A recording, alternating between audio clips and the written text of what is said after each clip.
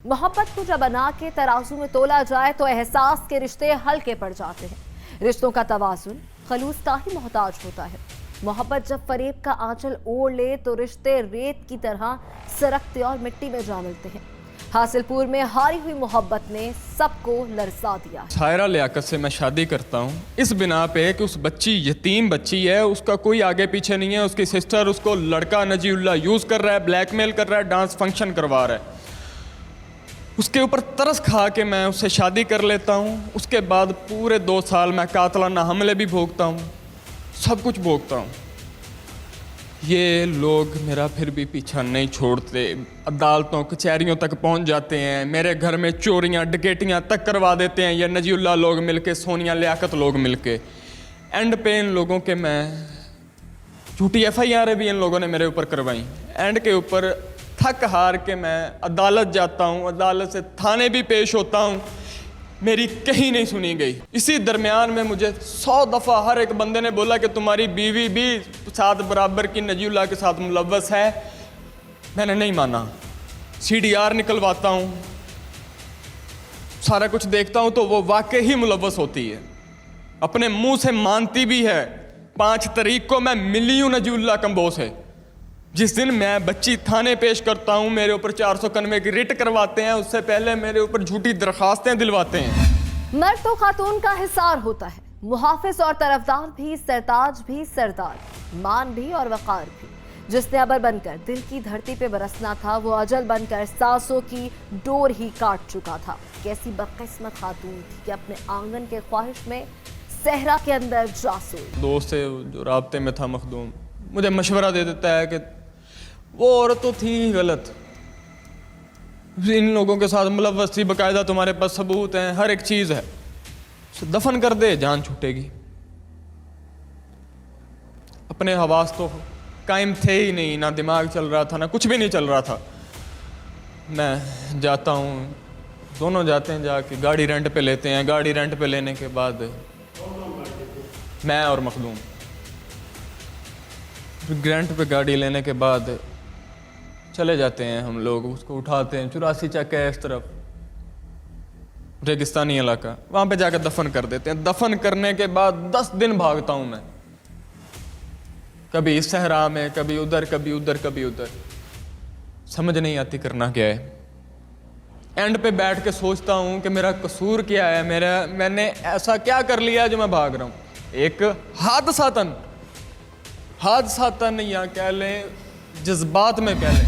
मुल्ज़िम अनार की तस्कीन के लिए हर हाल में जीतना चाहता था। पहले मोहब्बत का फाते रहा, अब मौत के खेल में भी किसी की जिंदगी को हराना चाहता था। जिस तरह मोहब्बत पाने में फरेब का सहारा लिया था, अब मोहब्बत को ठिकाने लगाने के लिए जाल बना था। एक आदिल नामी शख्स ने अपनी बीवी को बड़ी बेदर्दी से कत्ल किया है और कत्ल करके उसकी लाश को छुपा दिया था। असल में इनके फैमिली मैटर्स अदालत में पेंडिंग थे, तो उन मामलात की वजह से उसने उसको धोखे से ले जाकर कत्ल कर दिया। जबकि वो खातून जो थी वो प्रेग्नेंट थी, उसका बच्चा होने वाला था। तो इसका मतलब हुआ कि ये एक कत्ल नहीं 2 कत्ल हुए हैं। तो इस अंदोनाक वाक़ये की वजह से हासिलपुर में ख़ास तौर पे बड़ा खौफ व रास फैला हुआ है। तो मेरी आला हुकाम से अपील है कि ऐसे ख़तरनाक मुजरिमों को इबरतनाक सजा दी जाए ताकि आइंदा ऐसे वाक़यात रूनुमा न हो सके। बीवी के कत्ल को छुपाने के लिए मुल्जिम ने सारी तरकीबें इस्तेमाल की। रात की तारीकी में लाश को वीराने में ले गया, गड्ढा खोदा और मट्टी में दबा दिया। कहते हैं खून छुपता नहीं और कानून रुकता नहीं। आखिरकार कानून ने मुल्जिम तक पहुंचने का रास्ता ढूंढ ही लिया था। एक नौजवान लड़के ने अपनी मोहब्बत की शादी की कम उम्र लड़की के साथ, जिसके बाद उनके घरेलू नाचाकी शुरू हो गई आपस में। इसकी एक वजह ये भी थी कि लड़का जो था वो कोई आइस वगैरह का नशा करता था, इस वजह से वो बहुत नेगेटिव थॉट्स रखता था, जिसके बाद इनके आपस में घरेलू नाचाकी हुई। ये कभी रूठ जाते थे, कभी मान जाते थे। तो किसी दौरान एक दिन इनका झगड़ा चल रहा था, तो लड़की जो है अपने घर वालों को बताए बगैर वहाँ चली गई अपने शौहर के पास, इसी आदल जो मुल्ज़म है इसके पास। वहाँ पे इनकी आपस में तर्क कलामी हुई है, जिसके नतीजे में इसने आदिल ने जो है वो अपनी बीवी का मर्डर कर दिया।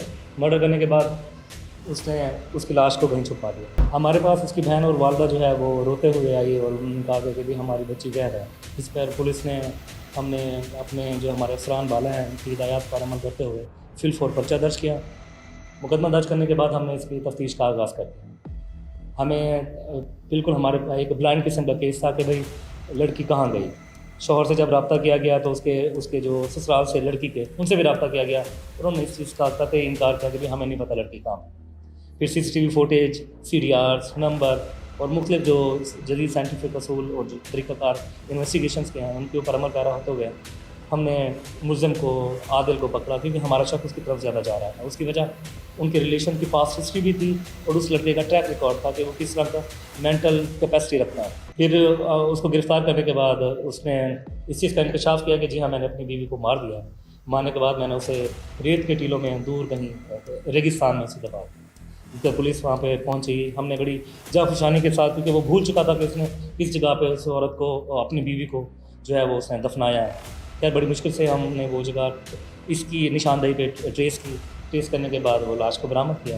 اس کے بعد یہ جو 365 کا اغوا کا پرچہ تھا اس میں جرم 302 کا کو ایجاد کیا گیا.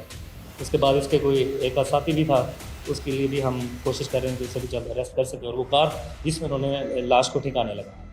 پولیس نے پوری جافشانی کے ساتھ اپنی ذمہ داری کا مظاہرہ کرتے ہوئے اس کیس کو ٹریس کیا ہے. انشاءاللہ ہم یہ بھی وعدہ کرتے ہیں کہ ملزم کو اس کے کیفر کردار تک پہنچائیں گے اور جو قرار سزا ہے اس کو وہ سزا دیں گے. ملزم اکیلا لاش ٹھکانے نہیں لگا سکتا. اور کون کون جرم میں شامل ہے؟ جس گاڑی میں لاش لے جائی گئی کیا اسے بھی مال مقدمہ بنایا گیا؟ گاڑی ہے آلٹو جس پر مقتولہ کی لاش کو لے گئے تھے وہ بھی پولیس نے برآمد کر کے اسے بھی مقدمہ کا حصہ بنا لیا. اور زیر دفعہ جو ہے 302 جو ہے وہ مقدمہ جو ہے ضمنی میں ایڈ ہو چکا ہے.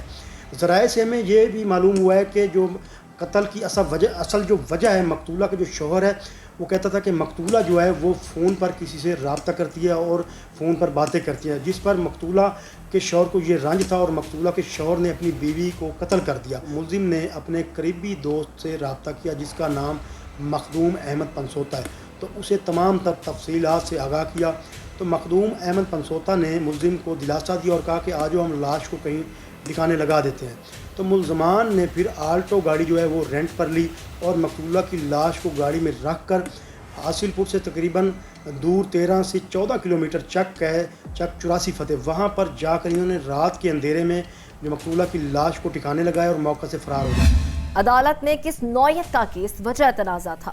خاتون اور ہونے والے بچے کی کیوں جان لی گئی ہے؟ عرصہ دراز سے کورٹ میں جو ہے ان کے کیس چل رہے تھے. جو مقتولہ سارہ ہے وہ چاہتی تھی کہ اس کی جو 1.5 سال کی بیٹی اس کے شوہر عادل کے پاس ہے اسے واپس مل جائے.